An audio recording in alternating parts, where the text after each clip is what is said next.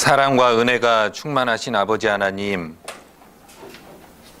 주님의 귀한 보혈로 우리를 구원해 주시고 주님의 몸된 교회 가운데에서 서로 사랑하게 하심을 진심으로 감사드립니다. 구원받은 것도 감사한데 이 세상 살아가면서 교회 안에서 하나님이 주시는 영혼의 양식을 날마다 먹고 교제 가운데 하나님이 주시는 그 은혜를 누릴 수 있도록 저희들에게 은혜 베풀어 주셨습니다. 서로 사랑하게 하셨습니다. 주님 다시 오신다고 말씀하신 이 마지막 시대에 진리의 말씀을 통해서 더욱더 한 걸음 한 걸음 바른 길로 인도해 주심을 감사드립니다.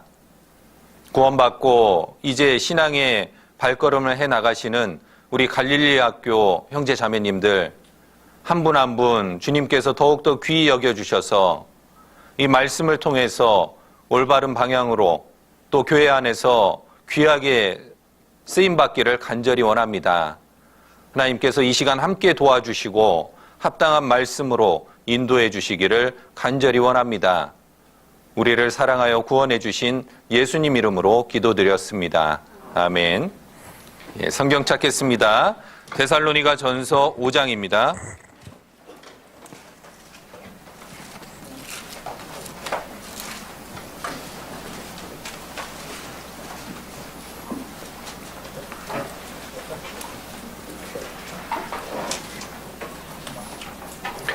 데살로니가 전서 5장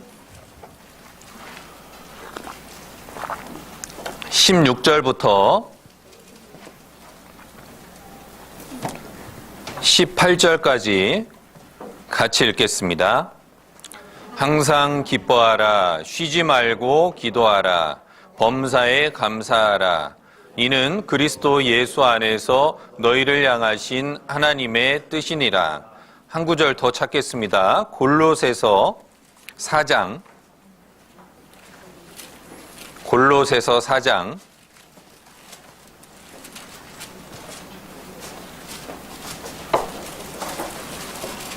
2절입니다. 골로새서 4장 2절.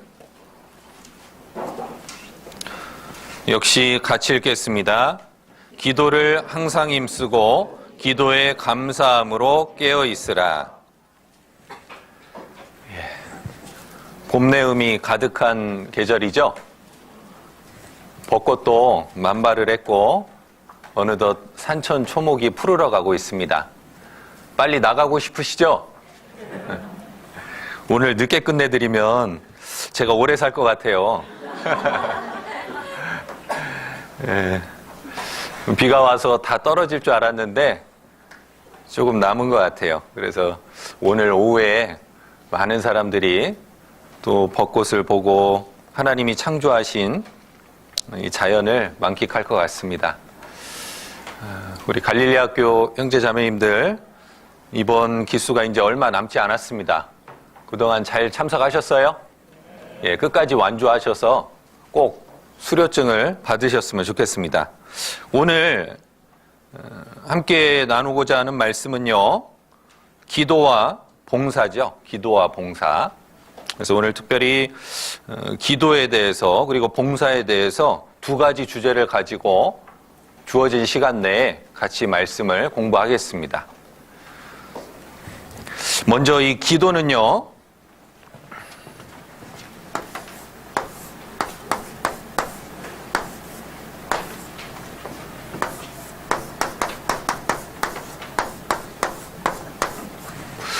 기도는 그리스도인들이 반드시 해야 되며 또한 그리스도인만 할 수 있는 특권이라고 할 수 있습니다. 기도의 중요성은 아무리 강조해도 지나치지 않아요. 그런데 기도의 중요성보다 더 중요한 것은 기도를 하는 겁니다. 그만큼 기도하는 것이 어렵기 때문에 그렇습니다. 기도 많이 하고 계셔요? 기도 생활이 결코 쉽지가 않죠. 다른 것들은, 눈에 보이는 것들은 얼추 교회 안에 있으면요, 이렇게 해 나가게 돼요. 모임도 참여하고, 전도도 하고, 여러 가지의 모습들이 있어요. 모일 때마다 말씀을 배우고, 그런데 기도는 하나님과 직접적으로 1대1의 만남입니다. 눈에 보이지 않는 만남이에요. 나 혼자 하나님과 대면하는 시간입니다. 보이지 않는 하나님, 내가 하나님의 임재를 많이 느끼지 못하면 하나님께 기도하지 않아요. 그러면서 하루하루를 그냥 그렇게 보내게 됩니다. 기도하는 것이 너무너무 힘들기 때문에 지금 읽은 말씀처럼 기도를 항상 힘쓰고 그랬죠. 기도를 항상 힘쓰라고 말씀하셨습니다. 종교개혁을 단행했던 루터라는 사람이 있습니다. 그분은요, 매일 3시간씩 기도를 했다고 합니다. 그리고 기도하지 않는 사람은 진정한 신자가 아니다. 하나님의 자녀라고 할 수 없다. 하나님께 귀하게 쓰임받은 모든 사람들은요, 다 기도의 사람이었습니다.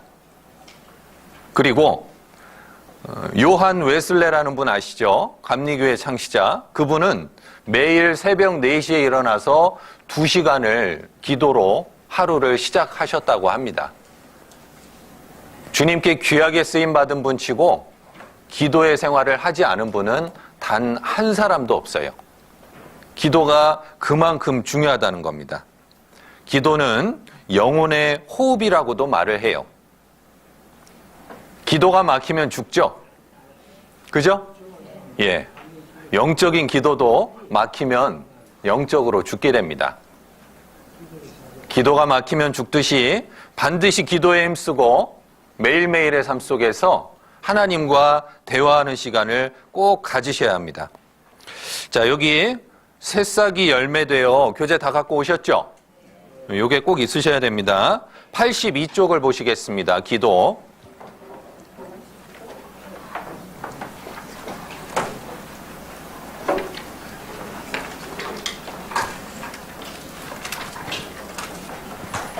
(82쪽) 거기 생각해 봅시다 보세요. 자, 왜 기도해야 합니까?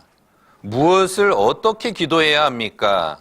응답받는 기도와 응답받지 못하는 기도는 무엇일까요?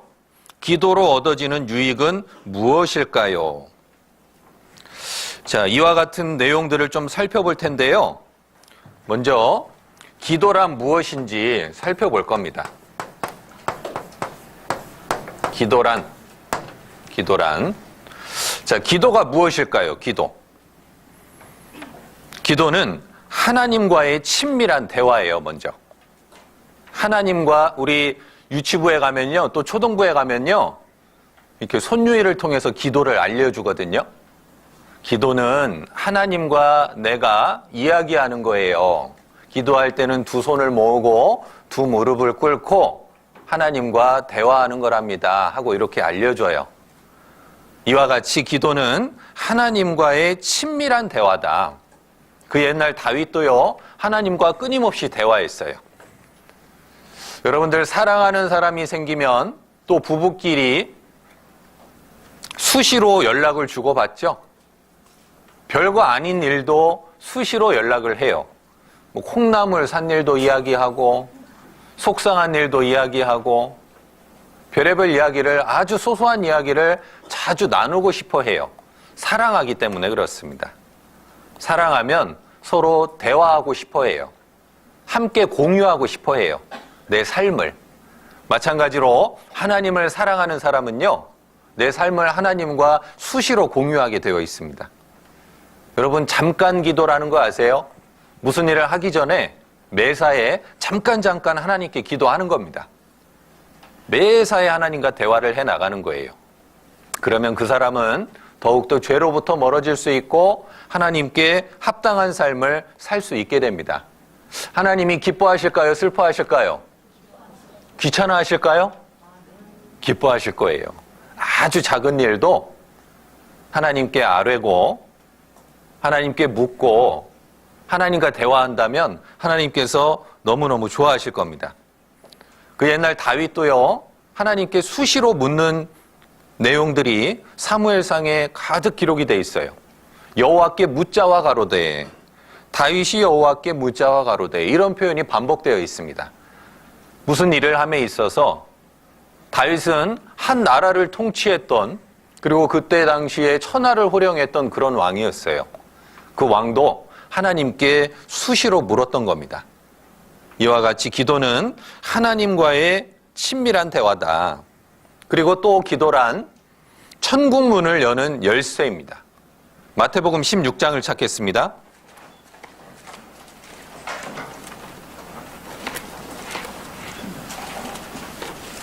마태복음 16장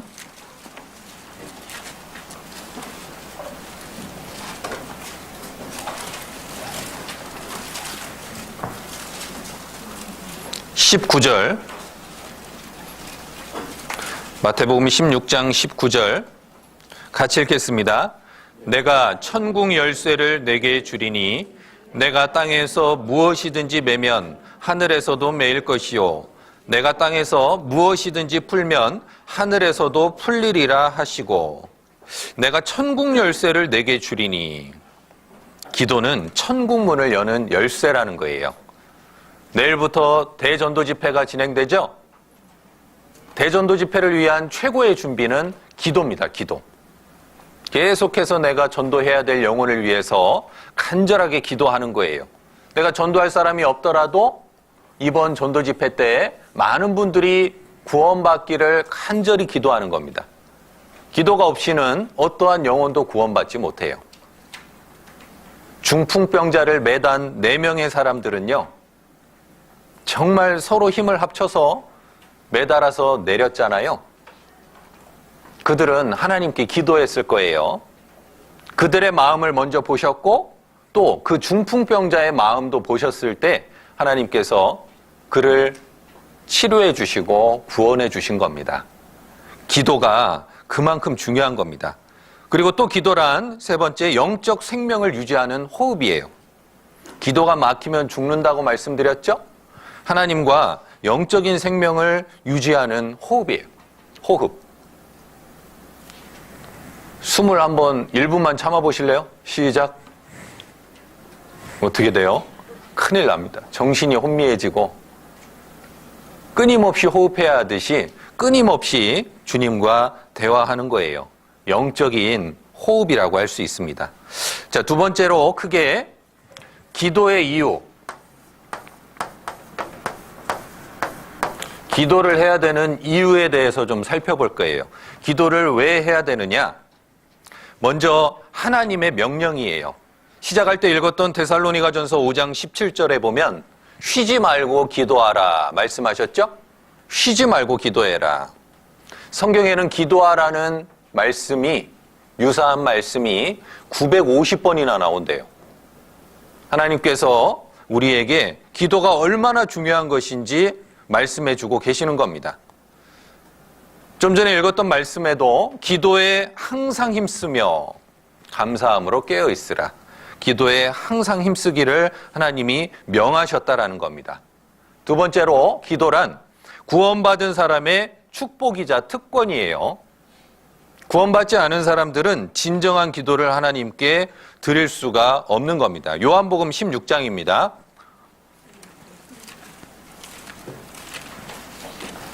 온풍기를 끄셔도 될 것 같아요. 요한복음 16장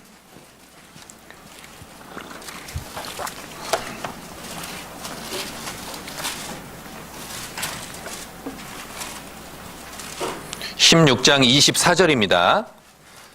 24절 같이 읽겠습니다.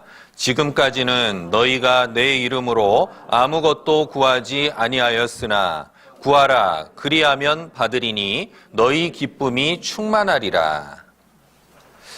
지금까지는 내 이름으로 아무것도 구하지 아니하였으나 이제는 구하라 그리하면 내 이름으로 주시리라. 구하라라고 말씀하셨어요.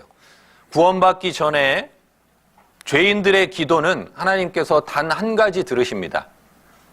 구원해 주세요 하는 그 기도. 구원받은 사람의 하나님의 뜻대로 합당한 기도를 하면 그 사람의 기도는 하나님께서 계속해서 들어주셔요. 우리가 삶 속에서 기도 수첩을 하나 딱 만들어 가지고요, 어떤 모임이나 기타 등등 여러 기도 부탁이 있죠. 나의 기도 제목, 다른 형제 자매들의 기도 제목 다 이렇게 적어보세요. 그리고 어느 정도의 시간이 지나면서 이 기도가 이루어지는지 한번 체크해 보세요. 하나님께서 그 정하신 때에 그 기도를 항상 들어주신다라는 것을 우리가 알 수 있어요.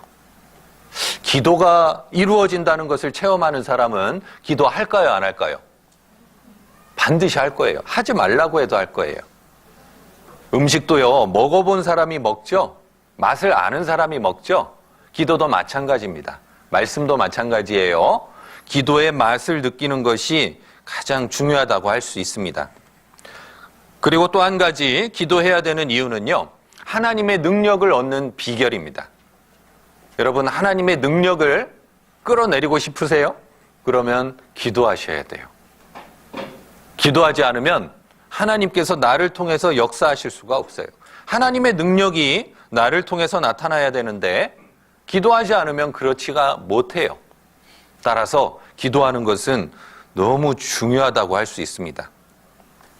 자, 예수님의 제자들은요, 누가복음 9장과 마가복음 9장에 보면 모든 귀신을 제어하고 병 고치는 능력을 받았어요.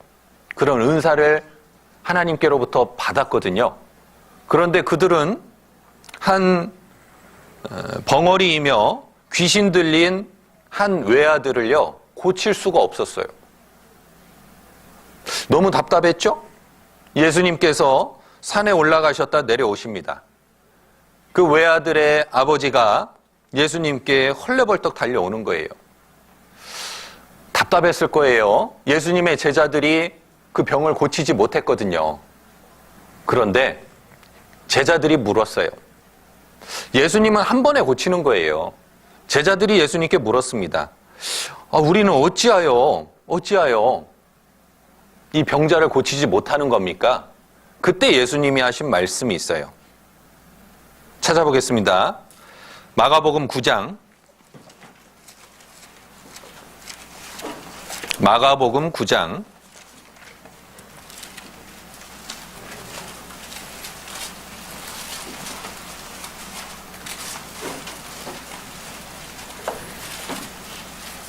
29절, 28절부터 읽겠습니다. 집에 들어가심에 제자들이 종용이 묻자오되 우리는 어찌하여 능히 그 귀신을 쫓아내지 못하였나이까. 29절 같이 읽겠습니다. 이르시되 기도 외에 다른 것으로는 이런 유가 나갈 수 없느니라 하시니라. 보세요. 귀신을 쫓아내고 병을 고치는 능력을 제자들은 받았어요. 그런데 못 고쳤죠? 왜 그렇다라는 거죠? 기도하지 않았기 때문에 그래요. 그만큼 기도가 중요한 겁니다. 하나님의 능력이 나를 통해서 나타나기를 원하신다면 반드시 기도하셔야 돼요. 영적인 능력은요, 기도로서 이루어지는 겁니다. 그리고 또 기도해야 되는 이유는요, 마귀의 유혹을 물리치기 위해서예요. 시험에 들지 않게 깨어있어 기도하라. 마태복음 26장 41절 말씀입니다. 시험에 들지 않게 깨어있어 기도하라. 기도하지 않으면요, 시험에 드는 거예요. 여러분 혹시 지금 시험에 드신 분 계세요? 기도하지 않아서 그렇습니다. 기도하면요, 양심이 밝아지고 하나님 앞에서 자신이요, 아주 자세하게 나타나요. 내가 지금 무엇이 잘못되고 있는지 밝히 보여주십니다. 그래서 기도를 해야 되는 거예요. 기도하지 않기 때문에 어느 순간 마귀가 쳐놓은 덫에 덜커덕하고 넘어져요. 그 사람이 평소에 집중적으로 생각했던 것, 마음으로 품었던 것, 그것 때문에요, 마귀가 덫을 쳐놓습니다. 거기에 그냥 걸려 넘어지는 거예요. 기도하는 사람은 덫을 발견해요. 기도하지 않으면 성결한 삶을 살 수가 없는 거예요. 다음에 때를 따라 돕는 은혜를 얻기 위해서 기도가 꼭 필요합니다. 하나님께서 때를 따라서 은혜를 베풀어 주시는데 기도함으로써 얻을 수 있다라는 거예요. 그리고 주님의 지도를 받기 위해서 기도를 해야 됩니다. 하나님의 지도를 받으면 가장 안전한 길, 가장 좋은 길로 인도해 주시겠죠? 내가 갈림길에서 어떻게 가야 할지 모를 때 뭐 해야 될까요? 동전 던져야 될까요? 침 뱉어야 돼요? 아니죠. 기도하셔야 됩니다. 그리스도인은 기도하는 거예요. 갈 바를 알지 못할 때 간절히 기도해 보세요. 하나님께서 여러 모양으로 합력해서 선을 이루어 주십니다. 가장 합당한 길로 인도해 주실 거예요. 자, 다음에는요. 무엇을 어떻게 기도해야 되느냐? 무엇을 어떻게?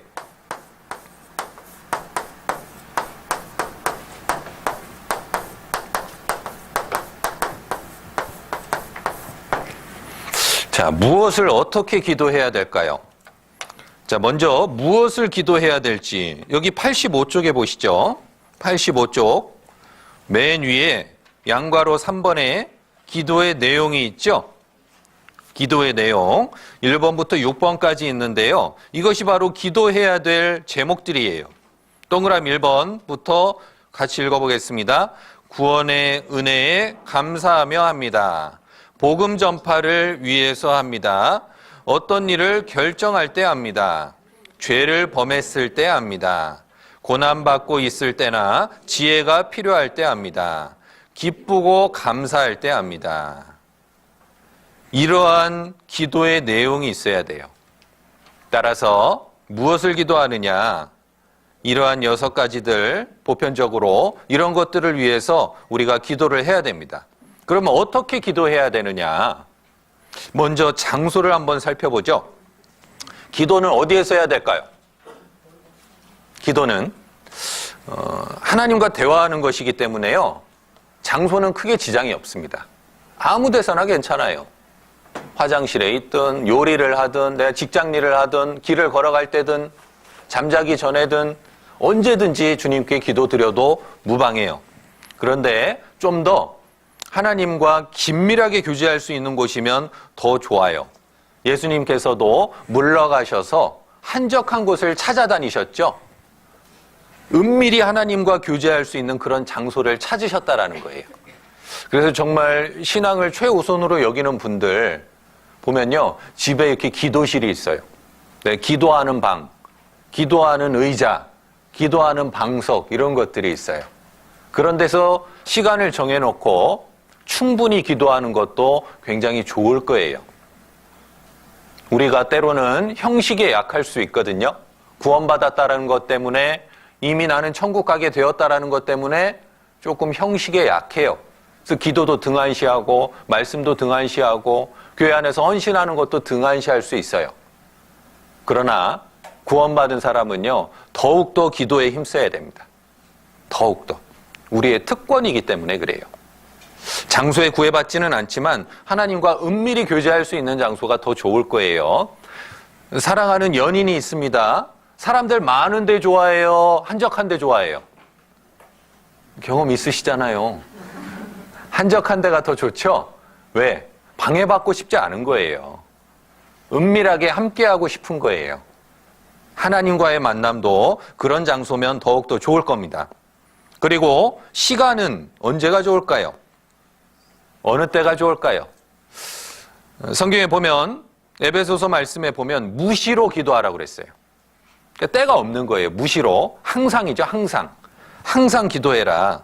그리고 또한 필요할 때는요. 때를 정해놓고 규칙적으로 또한 습관적으로 예수님께서도 습관을 쫓아서 기도하러 가셨죠.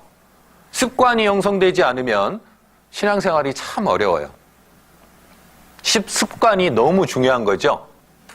그래서 내가 기도하는 습관을 좀 만들어 보시는 것이 필요합니다. 아직 몸에 배지 않으면요. 이렇게 하다 말다 계속 그래요. 근데 일정한 기간을 딱 정해놓고 21일 법칙 아시죠? 한 가지의 행동을 21일 동안 한 번도 빠지지 않고 꾸준하게 하면 그것이 나의 습관이 되고 습관이 인격이 돼서 나를 변화시킨다 그러잖아요. 습관적으로 기도하는 것도 꼭 필요할 거예요. 아직 습관이 배어있지 않은 초신자분들은요. 식사할 때도 그냥 엉겁결에 식사하다가 아이고야 하고 중간에 기도하기도 해요. 습관이 배어있지 않아서 그렇습니다. 습관이 배어있는 분은요. 반드시 기도 먼저 하게 돼요. 습관이 너무 중요한 거예요.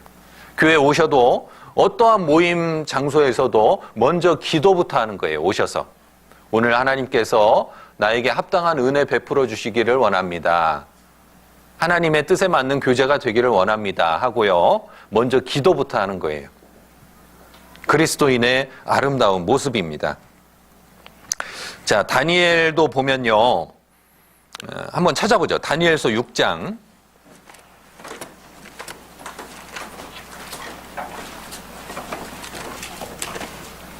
다니엘 6장 10절입니다. 다니엘 6장 10절. 다니엘이 이 조서에 어인이 찍힌 것을 알고도 자기 집에 돌아가서는 그 방에 예루살렘으로 향하여 열린 창에서 전에 행하던 대로 하루 3번씩 무릎을 꿇고 기도하며 그 하나님께 감사하였더라. 전에 행하던 대로 그랬죠? 다니엘은 항상 하나님께 하루에 3번씩 무릎을 꿇고 기도했다라는 거예요. 이렇게 시간을 정해놓는 것도 굉장히 좋습니다. 알람을 맞춰놓고 밥 먹는 시간처럼 기도할 시간이 되면 모든 걸 멈추고 하나님께 기도드리는 것 너무 잘하는 거예요. 여러분도 한번 그렇게 해보세요. 일정한 시간을 확보해 놓지 않으면요, 절대로 온전한 기도가 안 되게 돼 있어요. 그 확보하는 그 시간을 꼭 한번 만들어 보시면 좋겠습니다. 특별히 모든 것에 방해받지 않으려면요, 아침 시간이 특별히 좋은 것 같아요. 아침에 하루를 기도와 말씀으로 시작하는 것이 정말 중요해요. 여러분들 아침 시간이 지나버리면요, 계속해서 나에게 여러 가지 일들이 막 쫓아오잖아요. 온전히 집중도 안 되고요. 할 수가 없어요. 많은 신앙의 위인들이 아침에 주님께 기도했고 아침에 주님의 말씀을 보았습니다. 아침 시간을 내가 어떻게 활용하느냐, 그게 정말 중요한 것 같아요. 시편 5편입니다.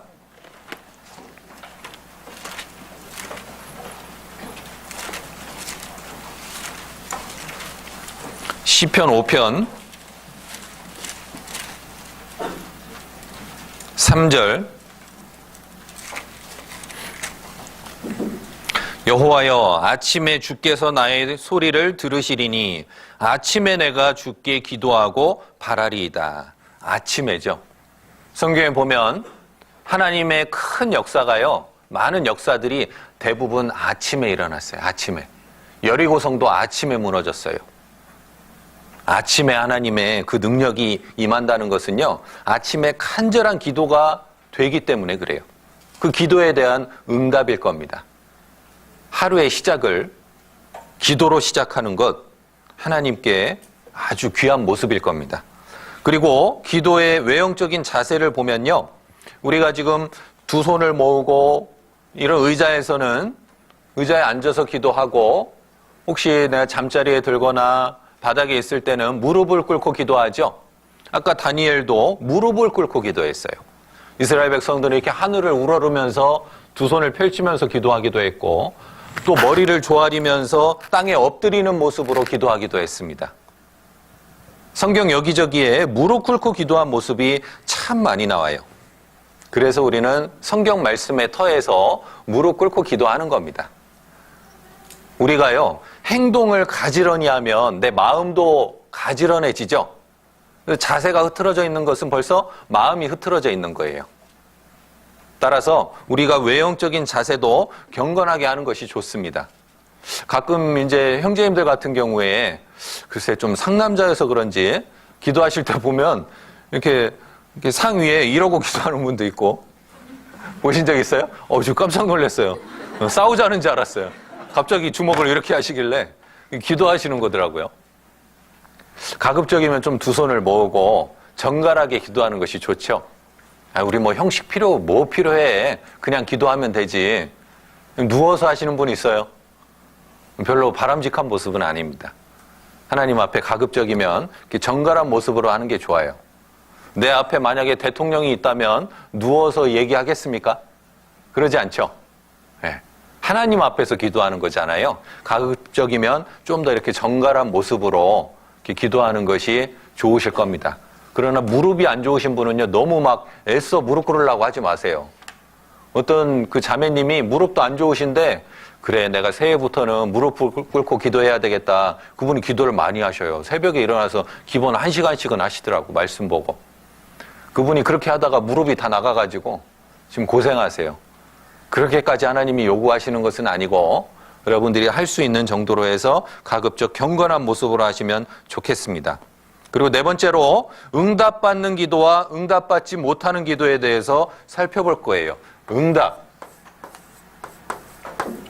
자, 응답받는 기도와 그렇지 못한 기도. 어떤 기도를 하나님이 응답하실까? 자, 여기 85쪽에 나와 있죠? 밑에 부분에 양가로 1번에 응답받는 기도.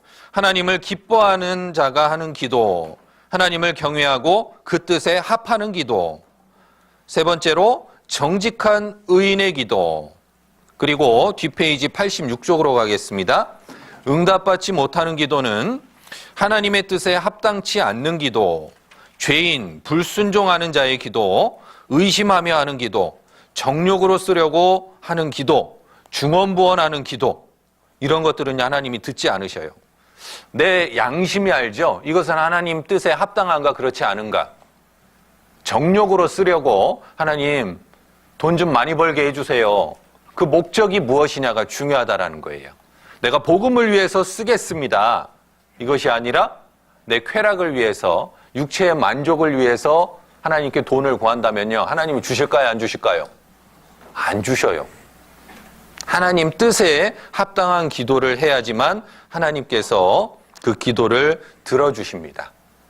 그래서 내 기도가 하나님 뜻에 합당한지 그렇지 않은지 꼭 살펴보는 것이 필요해요. 그리고 이것 중에 또 중요한 것은 우리가 기도할 때에는 반드시 믿음으로 해야 됩니다. 의심하면서 하나님 과연 들어주시겠어? 하면서 구하면 하나님께서 주시려다가도 안 주셔요. 믿음으로 기도하라고 말씀하셨습니다. 그리고 세상에 사람들이 막 중언부언하는 기도 있죠? 뭐 방언을 하기도 하고 여러 가지 이해할 수 없는 단어 막 입으로 막 뭐 뜻도 일정하지 않게 막 중언부언하는 기도들이 있어요. 하나님께서 듣지 않으십니다. 그런 기도는 하나님이 안 들으셔요. 그래서 하나님 뜻대로 간구하는 것이 꼭 필요합니다. 마지막으로 기도의 유익에 대해서 살펴볼 거예요. 유익. 자, 기도는 어떤 유익이 있을까? 기도의 유익입니다. 유익. 자, 그 밑에 나와 있죠. 방가로 4번의 기도의 유익. 하나님의 축복을 얻는 통로입니다. 승리의 비결입니다. 하나님의 능력을 체험할 수 있습니다. 기도하는 사람은 하나님의 뜻을 깨달을 수 있습니다. 지혜를 얻을 수 있습니다. 하나님을 가까이 할 수 있습니다. 하나님의 도우심과 평강을 누릴 수 있습니다. 하나님 앞에 숨은 허물과 죄를 깨닫고 고침을 받을 수 있습니다. 혼란한 세상 가운데서도 하나님의 뜻을 알 수 있습니다. 이것이 바로 기도의 유익이에요. 여러분들이 집에 가셔서 옆에 있는 그 작은 글씨의 초록색의 성경 구절들은요, 한 번씩 찾아서 정리하는 것이 꼭 필요할 겁니다. 그리고 여기 92페이지를 잠깐 보시죠. 92쪽. 특강이 나와 있는데요.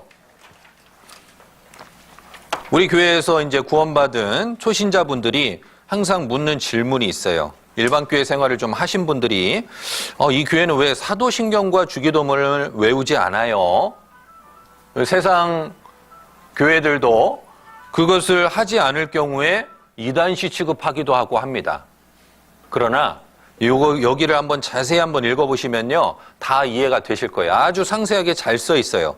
특별히 오늘은 기도에 대한 말씀이기 때문에 주기도문에 대해서 간단히만 말씀드리면요, 이 주기도문에 대한 내용은 마태복음 6장에서 예수님께서 제자들에게 기도의 모본을 보여주신 거예요.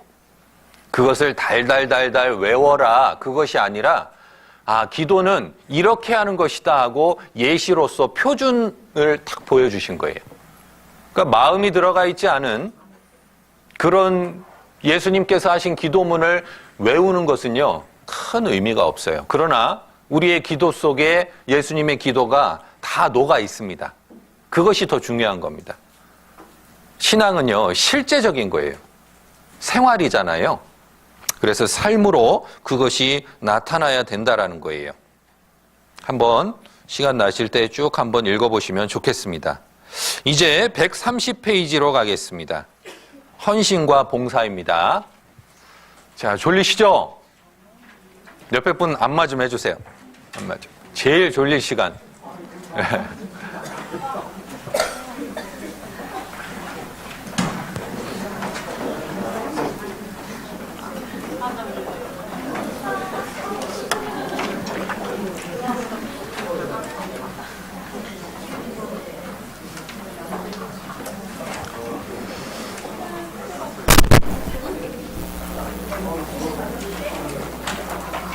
예, 옆에 분들 안마 좀 토닥토닥 해주시고요. 역시 낮에는 어르신들이 강해요. 어르신들 피곤하실 텐데 잘 들어주셔서 감사합니다. 자, 잠 좀 깨셨어요? 예, 조금만 참으세요. 얼마 안 남았습니다. 앞에서 말씀 전하는 것보다 때로는 앉아서 듣는 게 더 힘들더라고요. 집중한다는 게 쉬운 일이 아니에요. 130페이지 하나님의 뜻 헌신과 봉사입니다. 헌신과 봉사.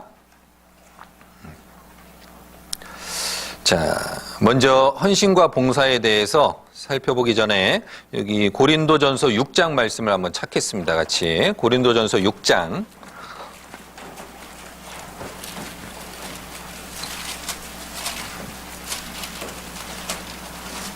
6장 19절과 20절을 같이 읽겠습니다. 너희 몸은 너희가 하나님께로부터 받은 바 너희 가운데 계신 성령의 전인 줄을 알지 못하느냐. 너희는 너희의 것이 아니라 값으로 산 것이 되었으니 그런즉 너희 몸으로 하나님께 영광을 돌리라. 먼저 헌신의 의미에 대해서 좀 살펴볼 거예요.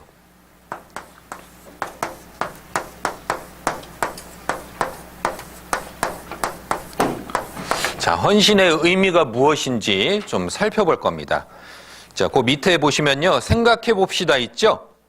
헌신의 의미와 동기, 봉사를 해야 하는 이유와 자세, 봉사의 유익, 이런 것들에 대해서 쭉 이어서 말씀드리겠습니다. 레위기 성경에 보면 하나님께서 이스라엘 백성들에게 주신 여러 가지 제사법이 있어요. 그 중에는 번제도 있고 소제도 있고 화목제도 있고 속죄제도 있고 속건제도 있습니다. 갑자기 뭐가 이렇게 많냐. 막 지금 머리가 아프시죠? 뭐가 있다고요? 뭐가 있다고요? 번제, 소제, 화목제, 속죄제, 속건제. 네. 이렇게 5가지의 대표적인 제사들이 있는데요. 여기 앞에 있는 3번째까지는, 이 화목제까지는 자원에서 드리는 겁니다. 자원제라고 그래요. 그리고 속죄제와 속건제는 의무적입니다. 의무제라 그래요.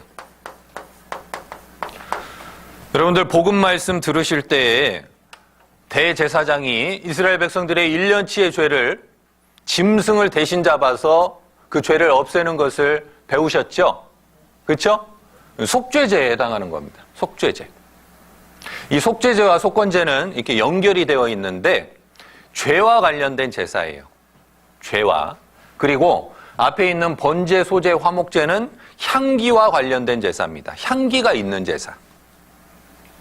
하나님께 향기로서 드려지는 제사인데 이 중에서 맨 앞에 있는 이 번제는 헌신을 의미해요. 헌신. 하나님께 드리는 온전한 헌신을 의미하는 겁니다. 그 희생 제물이 역시 동일하게 있는데 그 짐승들이요. 온전히 불태워져요. 전체가 불살라져요. 하나님께 향기로 드리는 거거든요. 무엇을 의미하느냐? 예수님의 온전한 헌신을 먼저 의미해요. 이 5가지 제사는 모두 다 예수님의 모습을 그림으로 이렇게 그리고 있는 거예요. 예수님께서 우리를 구원하시기 위해서 모든 물과 피를 쏟으셨죠. 온전히 헌신하셨기에 우리를 구원하실 수가 있으셨던 겁니다. 온전한 헌신이다. 하나님께서 우리에게 원하시는 것도, 주님의 사랑을 받은 우리에게 원하시는 것도 온전한 헌신입니다. 여러분들은 이제부터 교회 가운데에서 많은 역할들을 하시게 될 거예요. 그 역할을 하심에 있어서 꼭 필요한 것이 먼저 온전한 헌신이라는 겁니다. 번제를 통해서 교훈해 주셨어요. 번제 드릴 때는요, 짐승을 데려와서요, 먼저 가죽을 벗깁니다. 죄를 벗는 것을 말하는 거예요. 죄를 벗지 않으면 온전한 헌신이 불가능하다라는 겁니다. 죄를 벗습니다. 그리고 그 짐승의 각을 떠요. 다 이렇게 각을 떠요. 정육점에서 이렇게 뼈에서 막 살을 바르는 거 보셨죠? 그래서 완전히 이렇게 쫙 펼치는 거예요. 그 채로 불살라 하나님께 드렸어요. 내면까지도 다 드러내놓고 하나님께 온전히 드린다라는 그런 것을 의미하는 겁니다. 그리고 내장을 빼거나 기름을 빼거나 그러지 않고요. 그 채로 전체를 불살라 드렸어요. 전적인 헌신입니다. 전체를 다 드리는 거예요. 우리는요, 예수님의 피값으로 사셨죠? 나는 그럼 누구 겁니까? 예수님의 거예요. 내 것이 아니에요. 아빠 것도 아니에요. 엄마 것도 아니에요. 나의 것은 더욱 아니에요. 나는 하나님의 자녀랍니다. 교회학교 나오시면 배웠을 텐데요. 이제라도 오셨으니까.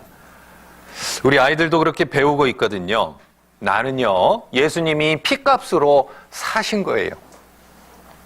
나는 내 것이 아닙니다. 따라서요, 우리가 살아가는데 그 구속의 대가로 나에게 주어진 일이 있어요. 그것을 주님 일이라고 합니다. 주님 일. 따라해보세요. 주님 일. 주님 일. 그리고 우리가 아담과 하와의 범죄함으로 말미암아 우리 각 사람에게 주어진 자신의 일이 있어요. 그것을 자신의 자기 일이라고 합니다. 따라해보세요. 자기 일. 자기 일. 빌립보서 2장입니다.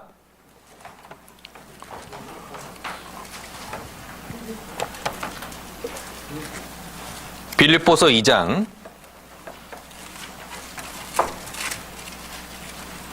21절.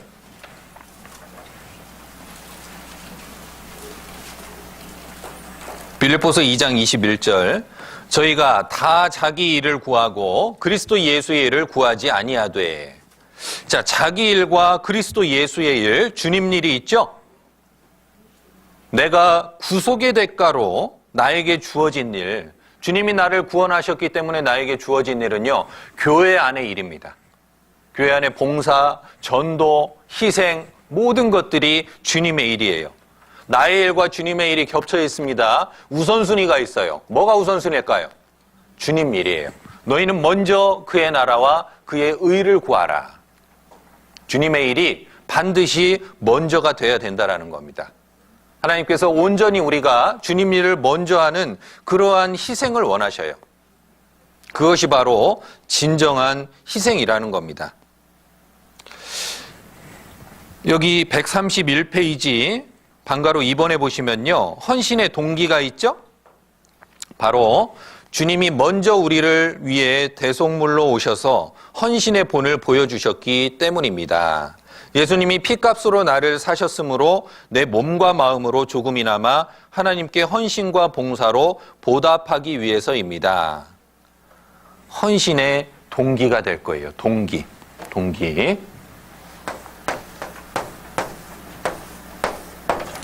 헌신의 동기입니다. 주님이 나를 헌신하셔서 피값으로 사셨기 때문에 그렇습니다. 그 밑에 봉사를 해야 되는 이유를 보시면요, 하나님의 은혜에 대한 보답입니다. 봉사할 수 있는 은사를 각자에게 주셨습니다. 지금 하나님이 일하시고 주님이 일하심으로 우리도 봉사를 해야 됩니다.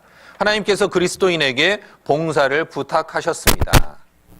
자, 번제는 무슨 의미라고 말씀드렸죠? 번제. 헌신, 희생의 의미예요. 헌신. 헌신과 희생의 의미이고, 여기 두 번째에 있는 소재는 무엇일까요? 소재. 소재가 바로 봉사의 의미를 갖고 있습니다. 봉사. 봉사. 실제로 내가 일을 하는 거예요. 봉사의 모습을 소재가 담고 있는데, 소재는요, 곡물로서 드렸습니다. 곡물. 그런 것들을 잘게 빻아가지고 불살라서 하나님께 드렸어요. 그리스도인의 봉사 생활을 의미하는 겁니다. 레위기 2장을 찾아보겠습니다. 레위기 2장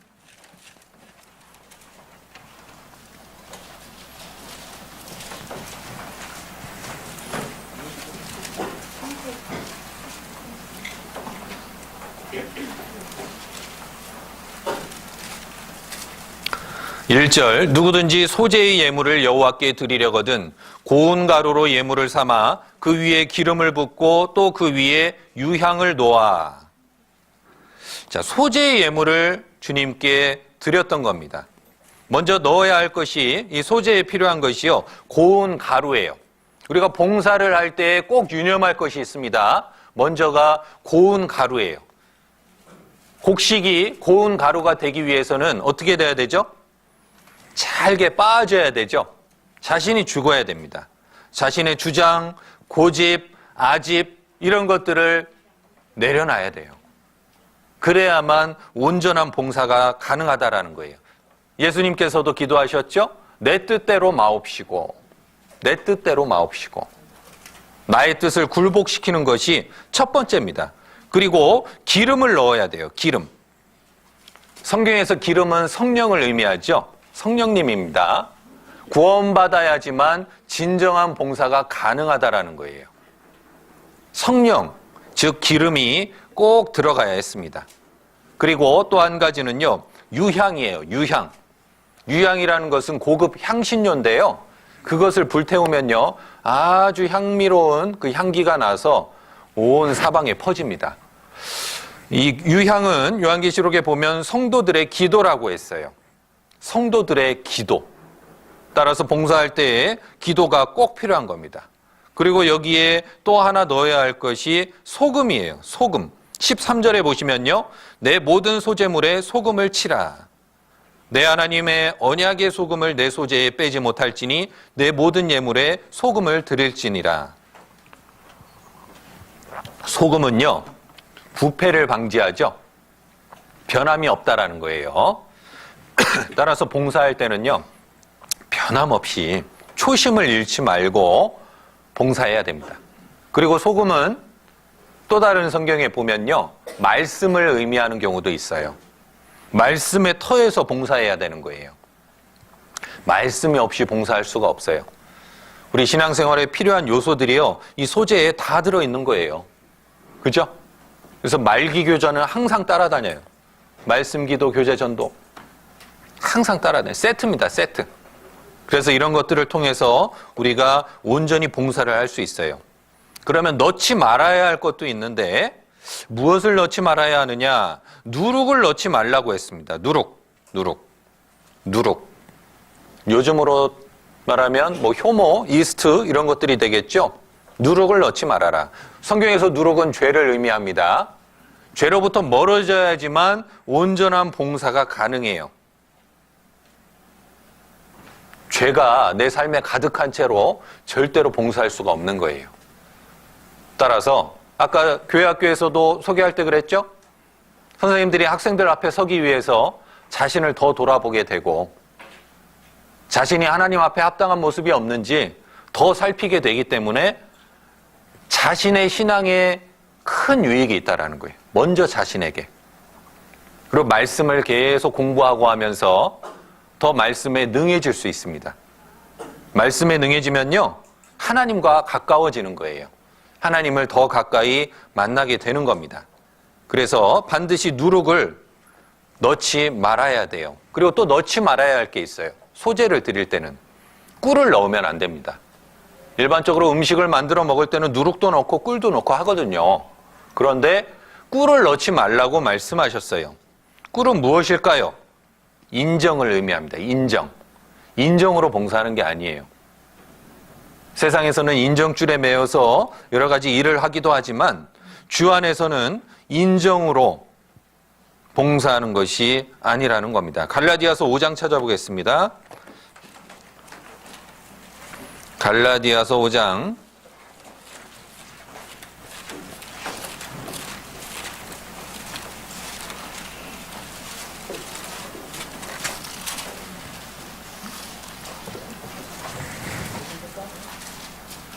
5장 24절 같이 읽겠습니다. 그리스도 예수의 사람들은 육체와 함께 그 정과 욕심을 십자가에 못 박았느니라.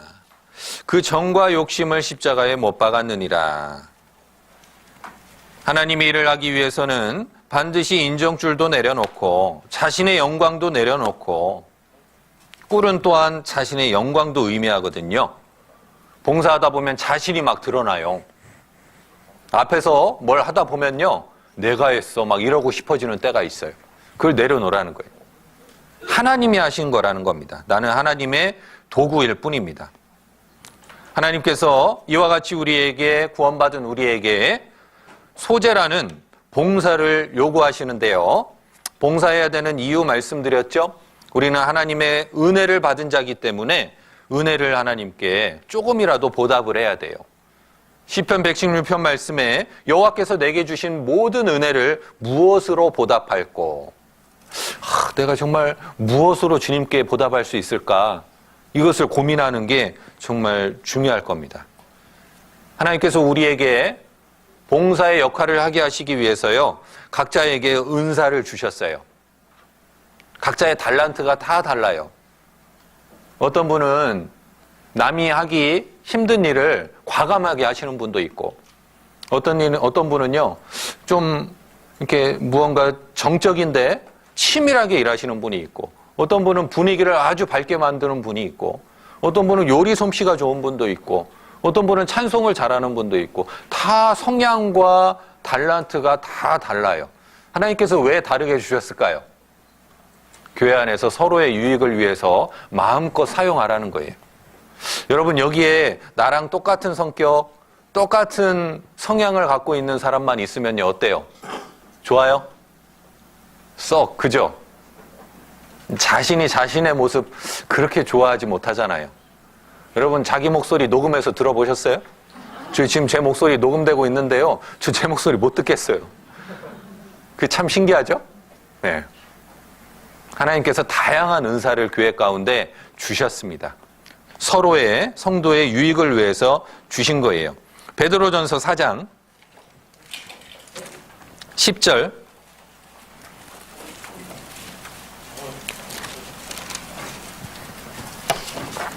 베드로전서 4장 10절 같이 읽겠습니다. 각각 은사를 받은 대로 하나님의 각양 은혜를 맡은 선한 청지기 같이 서로 봉사하라. 서로 봉사해라. 은사를 받은 대로 내가 할 수 있는 만큼 서로 봉사하라고 말씀하셨습니다. 우리는요, 교회 가운데에서요, 다 그리스도의 몸된 교회 안에서 다 하나하나의 지체예요. 각자의 위치가 다 있어요. 한 분 한 분. 머리 대신 그리스도고, 머리는 그리스도고, 몸은 교회잖아요. 교회 안에 우리는요, 우리 몸을 한번 생각해 보세요. 나는 어느 지체일까? 팔 안에도요, 여러 세포들이 있죠. 구원받은 성도들이 그 하나하나에 다 지체가 될 겁니다. 주 안에서 여러 가지 힘줄과 신경과 핏줄로 다 연결이 돼 있어요. 나는 위치가 어딜까? 그 위치를 충실하게 지키면서 또 자기의 일을 해야 돼요. 세포 하나하나가 자신의 일을 하지 않으면요, 우리는 활동할 수 없습니다. 아시죠? 세포 하나하나도 그 안에서 다 대사작용을 하고 에너지를 만들어내고 부지런하게 일하잖아요. 온몸에 피가 돌고 내가 내 역할을 하지 않으면 그 부분은요, 죽을 거예요. 도려내야 될 수도 있어요. 교회 안에서 각자 하나님이 부르신 그 위치에 합당한 마음으로요, 우리가 열심히 봉사하는 것이 필요합니다. 그러면 다음으로 봉사할 때 어떠한 자세로 해야 되는지 좀 살펴볼 거예요. 물론 중복이 되는데요. 소재에서 또 말씀을 드렸는데요. 먼저 이 부르심에 대해서 좀 생각을 해볼 겁니다. 출애굽기 35장. 출애굽기 35장.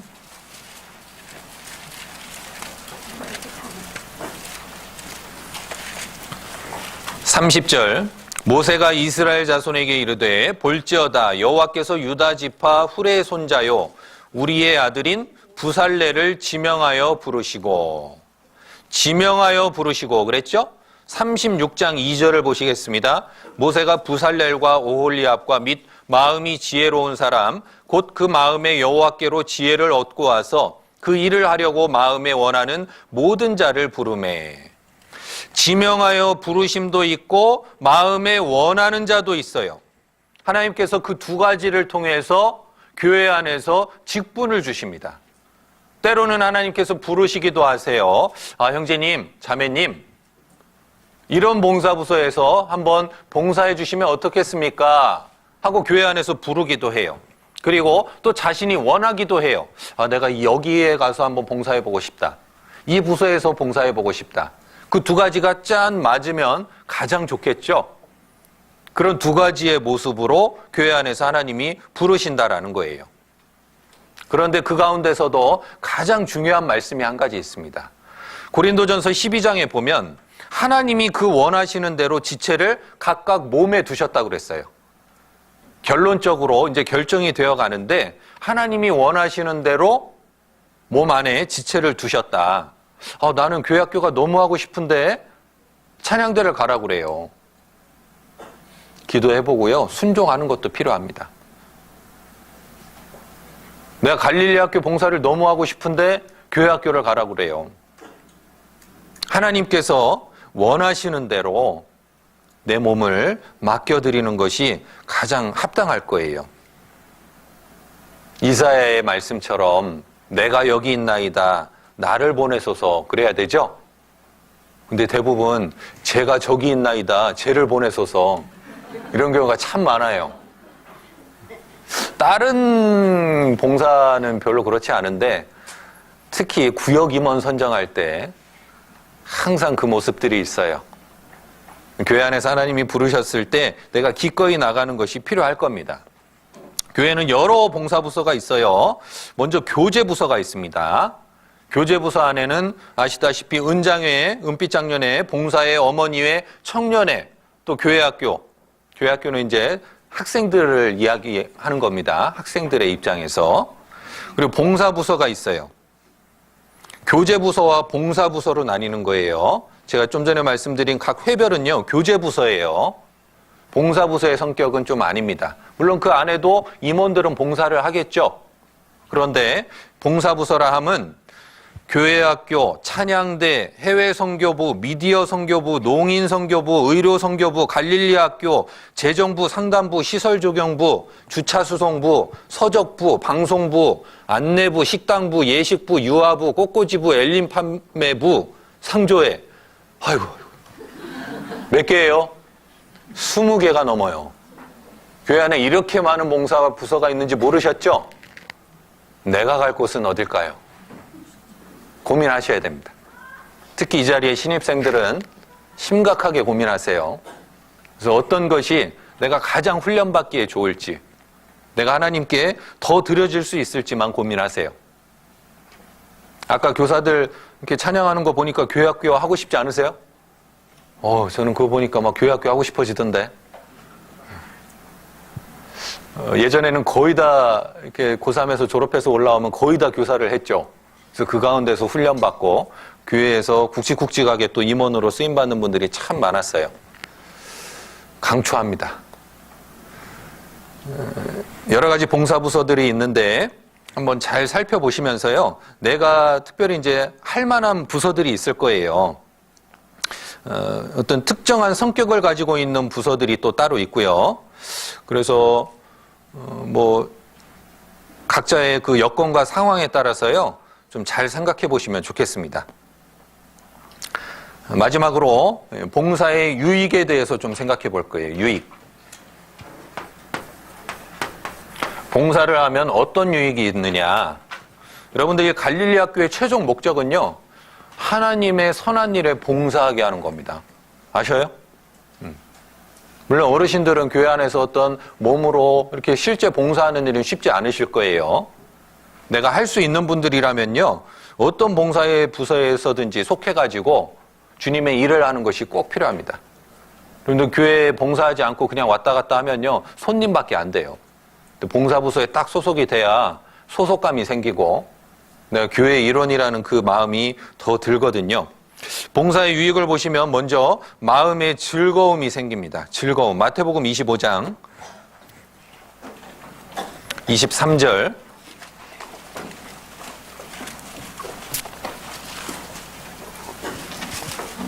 마태복음 25장 23절.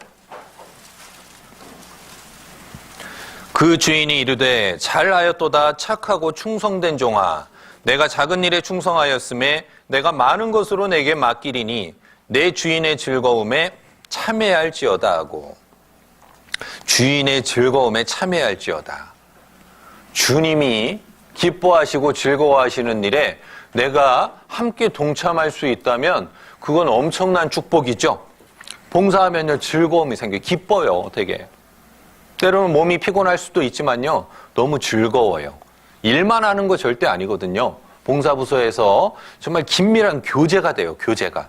거기에서 힘을 얻어서 또 힘껏 같이 일하고 그렇게 하거든요. 그래서 봉사가 너무 중요한 겁니다. 그리고 또 한 가지 봉사의 유익은요, 내가 정말 성실하게 봉사하다 보면요, 나도 모르는 사이에요, 전도가 돼요. 가족들이 구원받고, 내가 그토록 전하고 싶었던 사람들이요, 하나 둘씩 구원받는 역사가 나타나요. 한번 이것은요, 체험해 보셔야 돼요. 자, 잠언 10장. 잠언 10장 16절입니다. 잠언 10장 16절. 같이 읽겠습니다. 의인의 수고는 생명에 이르고 악인의 소득은 죄에 이르느니라. 의인의 수고는 생명에 이른다 그랬죠? 의인의 수고입니다. 수고하여 일하고 봉사하는 일은 반드시 생명에 이르게 돼 있어요. 봉사의 일을 하다 보면요, 가족 전도할 시간이 때로는 부족하기도 해요. 내가 그 봉사부서를 충성스럽게 지키다 보면 내 고향에 가서 부모님도 전도해야 되고 사랑하는 가족들도 전도해야 되는데 때로는 시간이 너무너무 부족해서 발을 동동 구르기도 해요. 그러나 그런 상황에서도 끝까지 자신의 자리를 지키면서 정말 간절히 기도 부탁하고 여러 가지 모습을 통해서 성실하게 사는 분들은요, 시간이 1년 지나고 2년 지나고 하면서요, 가족들이 쫙 구원받는 역사가 나타납니다. 근데 그것을 못 견디고 저 가족 전도 때문에 지금 안 돼요, 이렇게 하고 중도 탈락하는 분, 시작도 안 하는 분들이 있거든요. 오히려요, 끝까지 충성스럽게 하는 분들에게 그 역사가 결국에 나타나더라고요. 중요한 겁니다. 마지막으로 봉사의 유익은요, 상급을 얻습니다. 주님의 일을 할 때에 내 마음에 기쁨이 될 뿐만 아니라 영원한 천국에서 영원한 상급으로 갚아주셔요. 고린도전서 3장 8절입니다. 고린도전서 3장 8절.